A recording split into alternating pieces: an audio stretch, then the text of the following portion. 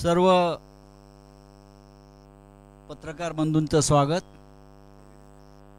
भगिनी आहेतच आपल्या यातले बरेच पत्रकार मगाशी मुंबऱ्यामध्ये चेंगरून चिरडून इथपर्यंत पोहोचलेले आहेत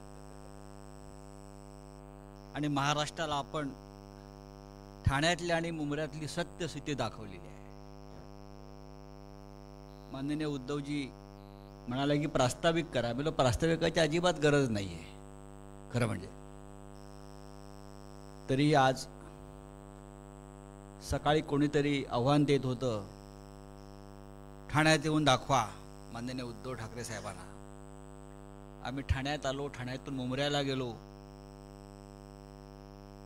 आणि एक चित्र महाराष्ट्रानं पाहिलं की शिवसेना कोणाची। इलेक्शन कमिशनला जरी हे समजलं नसेल, मी इथे दोन ठाण्याचे ठाणेदार बसलेले आहेत, जितेंद्र आव्हाड आणि खासदार राजन विचारे,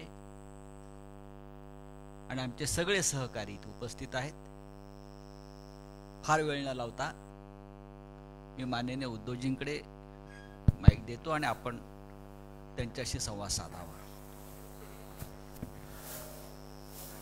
सर्वप्रथम आपल्याला सर्वांना आणि आपल्या माध्यमातून महाराष्ट्रातील सर्व जनतेला मी दिवाळीच्या शुभेच्छा देतो आहे। आत्ता आपली पत्रकार परिषद आहे, नाहीतरी कोणतरी पाठी रिकाम्या खुर्च्यांचा फोटो काढेल आणि दाखवेल की यांच्या प्रेस कॉन्फरन्सला खुर्च्या रिकाम्या होत्या। तर फरक फक्त समजून घ्या, ही प्रेस कॉन्फरन्स आहे, पत्रकार परिषद, आणि तरी देखील बऱ्याचशा खुर्च्या भरलेल्या आहेत। आपण सर्वजण साक्ष आहात। आता संजय राऊत म्हणाले त्याप्रमाणे मी तुम्हाला सर्वांना धन्यवाद देतो।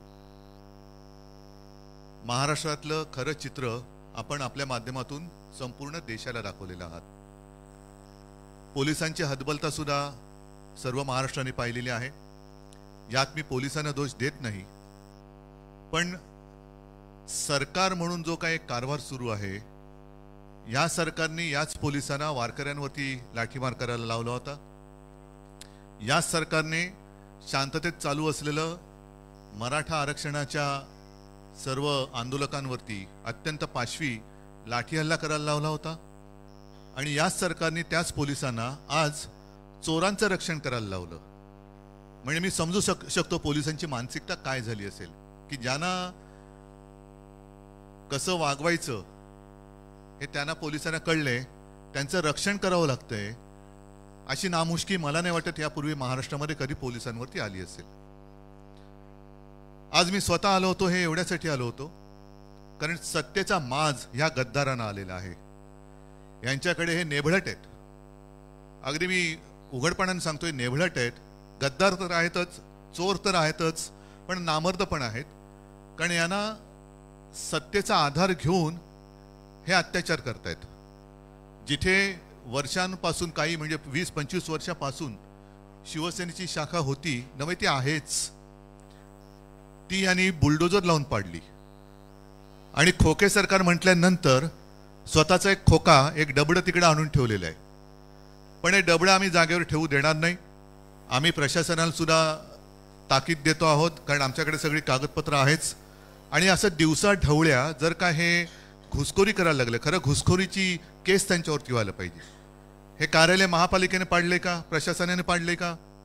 आणि जरी पाडलं असेल तरी नोटीस शिवाय ते पाडू शकत नाही। आणि मुळामध्ये ते जर का अनधिकृत असेल 25 वर्षापासूनचं, आमच्याकडे सगळे टॅक्स वगैरे भरल्याचे कागदपत्र आहेत, तर आत्ता जे काही डबडं तिकडे ठेवलेलं आहे ते अधिकृत आहे का?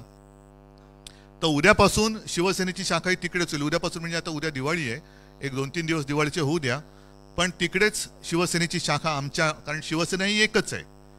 मी मध्यंतरी म्हटलं होतं की इलेक्शन निवडणूक आयोगाला चिन्ह कोणाला द्यायचं न देण्याचा अधिकार जरूर असेल, पण कोणाचंही नाव दुसऱ्याला देण्याचा अधिकार निवडणूक आयोगाला, निवडणूक आयुक्तांना नाही। त्याच्यामुळे शिवसेना ही एकच आहे आणि ती आमची आहे। त्याच्यामुळे शिवसेनेची शाखा जिथे होती तिकडेच राहील। आणि पोलीस आहेत, महापालिका प्रशासन आहे, यांना सुद्धा मी नम्रपणाने सांगू इच्छितो की हा जो काही एक जुलूम जबरदस्तीचा प्रकार चाललेला आहे, एक तर तुम्ही बाजूला व्हा, आम्ही बघून घेतो यांना काय करायचं ते, आम्ही बघतो। पण पोलिसांकडनं त्यांचं रक्षण होणार आणि आमच्यावरती जर का दंडुके चालणार असतील तर एक ह्या गद्दारांना कळलं पाहिजे की त्यांचं राजकीय आयुष्य आता अल्प राहिलेलं आहे. एक थोड्या काळापुरते हे सोबती आहेत राजकारणामध्ये, त्याच्यानंतर त्यांचं काय होईल. गद्दारीचा शिक्का तर आहेच, पण त्याचबरोबराने चोर म्हणून जो काही शिक्का त्यांच्यावरती लागणार आहे आणि लागलेला आहे तो त्यांना पुसता येणार नाही. आज आम्ही एक संयम दाखवला, कारण बॅरिकेड्स तोडून आम्ही जाऊ शकलो असतो. ऐन दिवाळीमध्ये कुठेही गुंडागर्दी नको म्हणून एक संयम मी स्वतः बाळगला. खरं म्हटलं, एक 2-4 दिवसापूर्वी मी जाहीर केलं होतं मी इथे येणार, आणि ते जाहीर केल्यानंतर सरकारचं काम होतं की तिकडे त्यांच्या भाडोत्री गुंडांना त्यांनी येऊ द्यायला नाही पाहिजे होतं, आणि येऊ दिलं ते दिलं. परत त्यांच्या दिमतीला त्यांनी पोलीस संरक्षण दिलं. हे अत्यंत नामुष्की आणणारं हे सगळे चित्र आहे. आणि एकूणच ज्यांचं आकलेचं दिवाळं निघालेलं आहे त्यांच्यामुळे महाराष्ट्राची दिवाळी वाईट होऊ नये म्हणून आज आम्ही संयम बाळगलेला आहे. पण याचा अर्थ असा नाही की दरवेळेला आमच्याकडनं संयम आणि तुमच्याकडनं यम असं काही होणार नाही. जर तसे वागणार असाल तर आमच्या सुद्धा संयमातला जो स आहे तो गेल्याशिवाय राहणार नाही. आणि मग परत एकदा सांगतो, पोलिसांना बाजूला ठेवा, जे काय व्हायचं ते होऊ द्या. ठीक आहे. या निमित्ताने मी तुम्हाला सगळ्यांना धन्यवाद देतो. आणि सर्व गर्दीमध्ये जर आपली कुठे काही गैरसोय झाली असेल तर दिलगिरी व्यक्त करतो. पण धन्यवाद एवढ्यासाठी की जे काय राज्यात चाललेलं आहे ते चित्र तुम्ही संपूर्ण देशाला दाखवलं, त्याबद्दल धन्यवाद.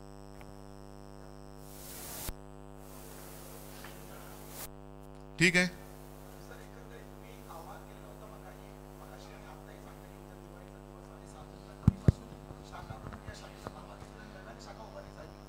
नक्कीच राहील. आणि मी म्हटलं ना की खरं आता ते डबडे जे काय त्यांनी ठेवलेले आहे ते डबडे त्यांनी उचललं पाहिजे. प्रशासनाने त्याला परवानगी दिली का?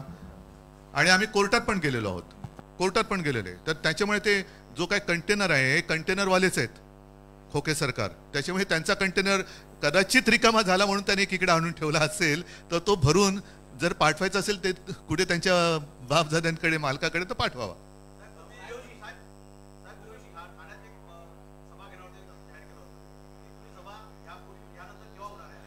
मी सांगतो तुम्हाला. नाही, गद्दारांना धडा शिकवण्यासाठी मी ठाण्यात येण्याची गरज नाही. ठाणेकर हे तगडे आहेत आणि ठाणेकरांना गद्दारी चालतच नाही मुळामध्ये. कारण गद्दारांना धडा शिकवा हा आमच्या आनंद दिघेंचाच एक गुरुमंत्र हा ठाणेकरांनी जोपासला आहे. त्याच्यामुळे ठाण्यामध्ये गद्दारी चालणारच नाही. मी सभा घेणार आहे ते थोडं एक काही दिवसानंतर याचं, कारण का आता नुकतंच दसरा मेळावा झालेला आहे. त्याच्यानंतर दिवाळी झाल्यानंतर एक महिनाभरामध्ये वगैरे आपण इकडे सभा घेऊ. डिसेंबर किंवा जानेवारी सभा. हो, अर्थात, नक्कीच. आणि महाविकास आघाडीची सभा तर घेऊच. पण मी सर्व महाराष्ट्राला एक महाविकास आघाडीच्या कार्यकर्त्यांना सांगतोय की जिथे जिथे ह्या चोरांची गुंडागर्दी होईल तिकडे सर्वांनी एकजुटीने उभं.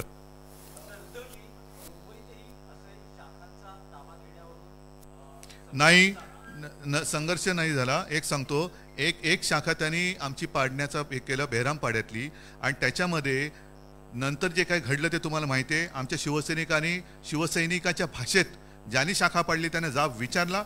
फक्त हे एवढे नादान आहेत की तिथे छत्रपती शिवाजी महाराजांचा पुतळा होता, हिंदू हृदय सम्राट बाळासाहेबांचं चित्र होतं, ते काही न करता त्याच्यावरती हातोडा मारणारे हे नकली बाळासाहेबांचे विचारवाले लोकांसमोर जाऊ शकत नाहीत.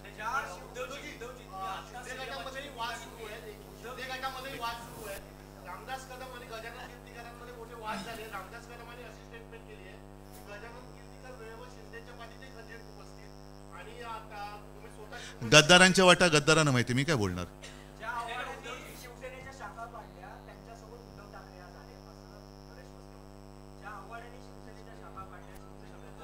कोण मस्के कोण त्या कोणाची कोणी प्रश्न विचारते आणि कोणाला उत्तर द्यायचं.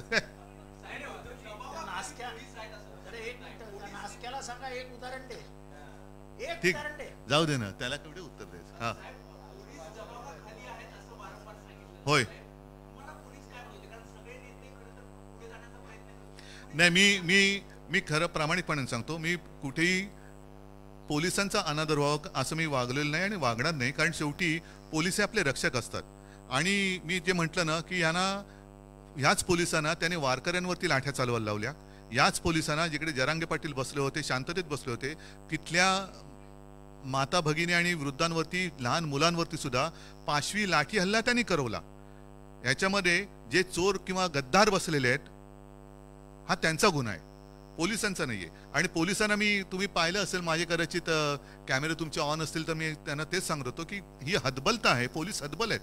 आणि हतबलता महाराष्ट्र बघतोय, देश बघतोय, आणि ही हतबलता महाराष्ट्राला परवडणार नाही.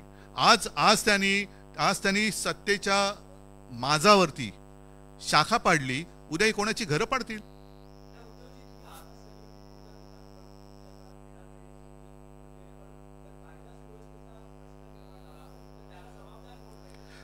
मला असं वाटतं सदरक्षणाय खल निग्रहणाय हे पोलिसांचं ब्रीदवाक्य आहे. पोलिसांनी त्याला जागावं.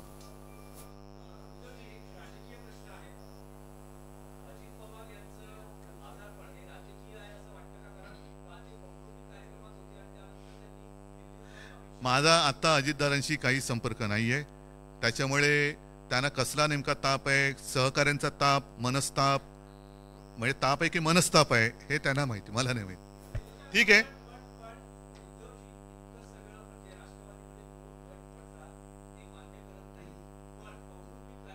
जाऊ दे. मला वाटतं आज त्याच्याबद्दल बोलण्यासाठी मी नंतर परत येईन. पण आज एकच आहे, पुन्हा एकदा सांगतो की यांचा सत्तेचा माज हा आता उतरवण्यासाठी आम्ही सगळेजण रस्त्यावरती उतरलेलो आहोत.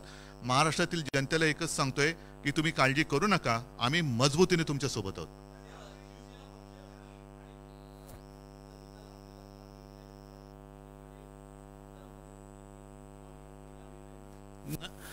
आमदार पात्रतेची जी काही सुनावणी आहे त्याच्याकरता सर्वोच्च न्यायालयाने 31 डिसेंबर पर्यंतची मुदत ह्या लवादाला दिलेली आहे. आणि त्यांना 31 डिसेंबरला निर्णय द्यावाच लागेल. तो काही दिला तरी देखील किंवा नाही दिला तरी देखील जानेवारीच्या पहिल्या आठवड्यात माझ्या अपेक्षेप्रमाणे सर्वोच्च न्यायालय ह्याच्यावरती निकाल देईल आणि तो न्याय देईल अशी मला खात्री आहे. राव रे, नितीश कुमार मुंबऱ्यात आलेले नाहीत, त्याच्यामुळे मी त्याच्यानंतर बोलतो. चला, धन्यवाद. जय हिंद, जय महाराष्ट्र.